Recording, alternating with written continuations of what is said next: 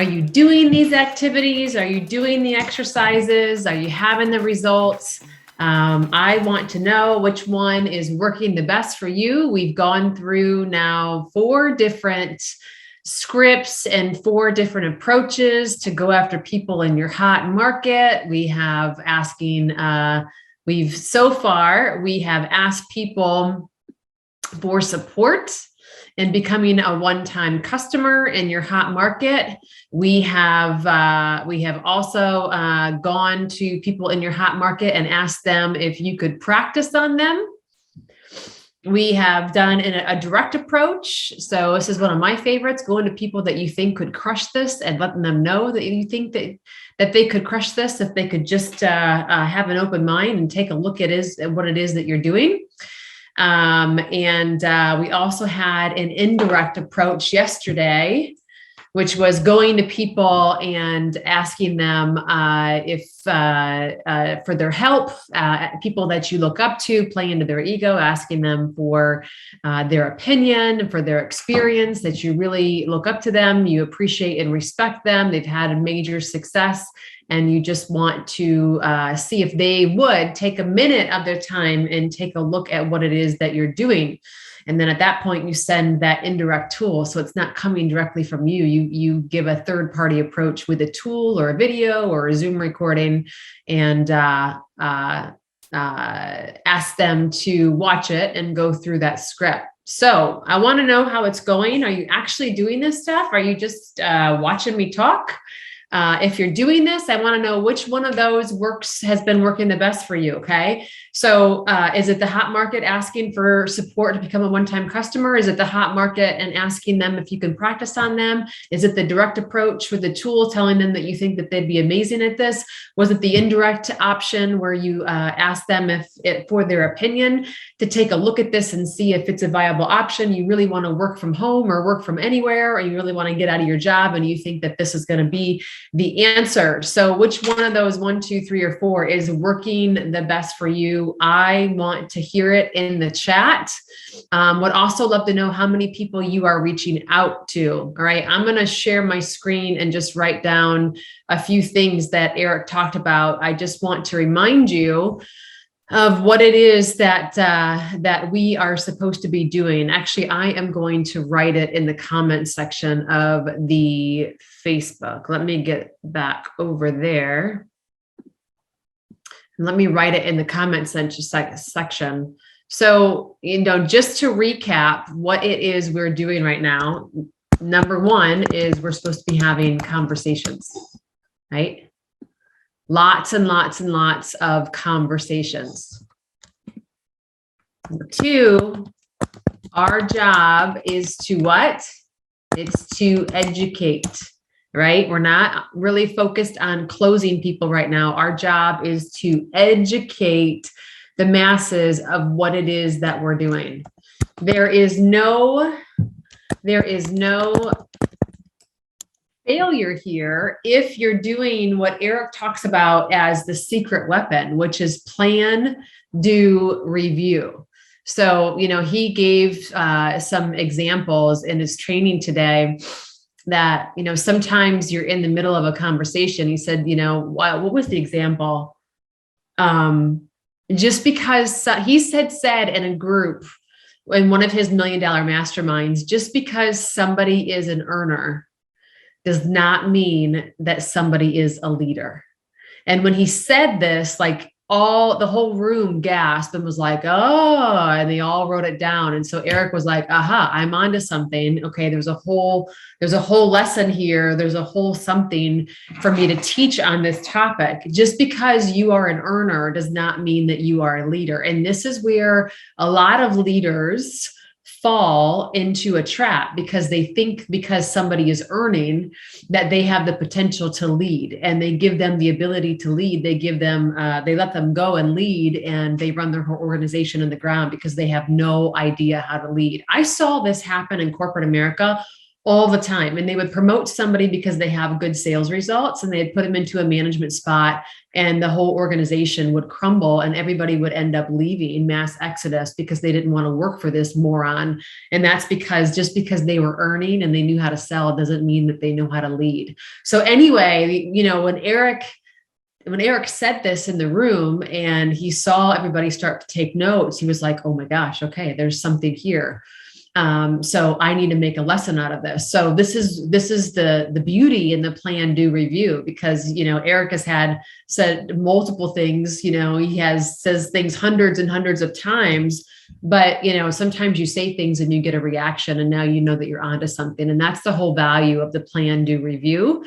He caught himself right away because he could see the cues. And that's the goal of what it is that you're supposed to be doing when you're having these conversations. Plan, do, review. What is working? What is not working? What is turning people away? What is making people look down at their feet? What is making people want to get off the phone? And what is people asking questions and wanting them to learn a little bit more about something? So, oh, that was amazing, right? I need to remember this. And you take notes during or after that conversation so that you can use it the next time and the next time. And then before you know it, you're going to have the approach that works the very best for you. Okay. So number 1 is conversations. Number 2, our job is to educate. 3 is plan, do, review. And 4 is filling the funnel. Okay. So our job is to get as many people in as possible. Remember the honey analogy. It doesn't matter how amazing that drop of honey is. If you have 1 drop of honey in the funnel, the chances that it's going to get its way and get the velocity and get out of the funnel and down in the bottom is very, very small. But if you have lots of drops of honey, you're going to have a greater chance of that happening. So conversations to fill the funnel. And the last thing that he reinforced is quantity. Right. And so, he had people in the group saying, how many people have you gotten? Some people have gotten 25 people this week. They've gotten 25 new customers or 25 new partners, or a mix of both. And Eric still says that's not enough. That's not enough. Keep going, keep going, keep going. All right. So whatever you're doing, whatever you're finding that is working, and maybe you haven't found what's working yet, keep trying all of the approaches. You will eventually find something that works well for you. Right. So for me, I love the indirect approach. I love the direct approach. And so one thing that I learned today is, Eric talked a lot about how the majority of those categories that he went through, you're going to run out. And so I need to change my approach a little bit, because he said that it's the indirect approach that you can utilize forever, right? So, that indirect approach, just as a reminder, the indirect approach is the one where you're going to really downplay yourself. Really compliment the person that you want to share this with, and play to their ego, right? So that gives him, and that would give me, and that will give you an unlimited amount of people that you can have conversations with, because those people are endless, right? A direct approach, there's only so many people that that you can have a conversation with and tell them that you think that you would crush this. The hot market, there's only so many people that you can ask if you could practice on, and or ask if they can be a customer. But this indirect approach of people that you're constantly meeting, constantly, following them on social media, compliment them, let them know that you are so impressed by their number of followers. And every time they post something, it really speaks to you. And clearly they've had a lot of business success, right? Is there, you'd love to have a conversation with them and get their advice on something that it is that you are looking to get out of your job. Clearly, they are very successful at business. They got a high business acumen. Would you be open to having a conversation and taking a look at what it is I'm looking to do, and give me your honest feedback on if you think that this is going to work? So, that the indirect approach is great. And you have to remember that, that go back to the formula on the day that I think it was day number two that I taught that, and look at the scripts of being in a hurry and complimenting them, right? You have to remember to compliment people. That's always going to buy you time, especially if these people don't have a lot of time. They're busy entrepreneurs, they're busy business owners, they're busy, heads of banks, they're busy doctors and nurses. So make sure you compliment them, because that will buy you a little bit of time and allow you to say what you have to say next, so that they will listen to you. I'm just looking to see if there's anything else. I try to keep these lessons short because I want you guys to get into massive action. But Eric did talk about a super indirect approach today. So this is yet a fifth strategy that you can use. But this is a super indirect approach. And so this is for somebody who's like incredibly successful, incredibly influential. They would say no to this. You may think that they would say no because of their ego, but they're probably just saying no because they've had a lot of success. They've had true, tangible success. Their bank account reflects the amount of success that they've had. And so, they're not really open to the conversation. So this is somebody that the direct approach is not going to work on, because they already have their thing. And so, why would they want to take a look at something that you're just starting? But the approach looks like this. So again, you're going to be in a hurry. You're going to compliment them. You're going to disqualify them. These are probably people that are on your chicken list that you don't want to talk to. But what you're going to say to them, you're going to be in a hurry. You're going to compliment them. You're going to quickly disqualify them. You're going to let them know that, what it is that you're up to. But you're going to quickly disqualify them and let them know that they're not a candidate. However, I know that because you are a successful entrepreneur, I know a lot of people follow you. I know a lot of people are looking to you for advice. And a lot of people that are looking for additional cash flow. The hungry people, the ambitious people, people that have an entrepreneurial spirit about them. And that's exactly what I'm looking for. So, I have something that I'm doing, and I am looking to help other people. And I know that these people. I know that the ambitious people follow you, the entrepreneurial people follow you, the hungry people follow you because you've paved a way. But what you do is not 100% reproducible, but what I do can be reproducible for them as well. And they're going to ask you, like, well, what are we talking about? What is it that you're talking about? What is this business? And that's when you're going to say, well, I have a short video that can explain it a lot better than me. And you're going to go right back to that script and ask them, if I were to share this short 7-minute video or this 30-minute Zoom call or whatever it is that you have, whatever tool it is, if I were to share this, would you be willing to watch it? And, and as you're watching it, you could, maybe you could make a list of the people in your life that you think could be a good candidate.